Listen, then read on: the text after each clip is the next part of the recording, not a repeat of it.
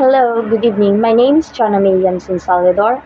I am 24 years of age. I live at Barangay Lanit Haro, Iloilo City. Um, I am a single mother and also a working student. I have two children and also my hobbies are writing, making some paragraph, reading, and also drawing.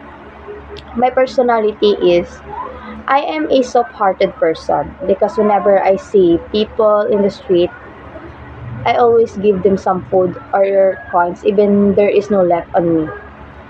I always prioritize others before myself, and also my I prioritize my children before my needs.